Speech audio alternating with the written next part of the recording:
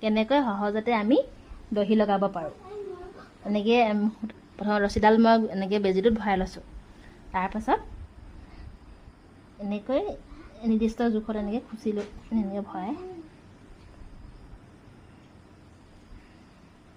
গাঁঠি মানে কিমান ওলমাকৈ দিয়ে আৰু সেইটো ওপৰত নিৰ্ভৰ কৰি মই 5-6টামান দি লওঁ গাঁঠি। 2 3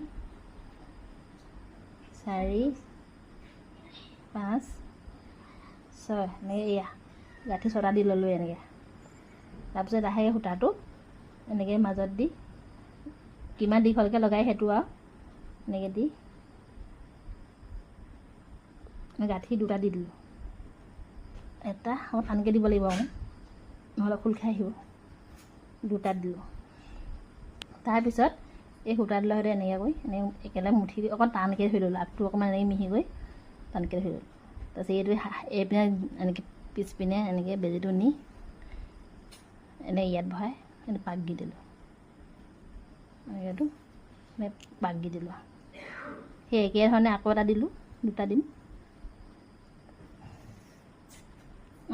এতিয়া বেছি মজবুত হ'বৰ কাৰণে খোল খাই নাহিবৰ কাৰণে মানে মই আৰু এটা দি দিওঁ এনেকৈ খুচি তাৰ মাজত এনেকৈ ভৰাই একেবাৰে এনেকৈ দিলে এইটো কেতিয়াও খোল নাখায়।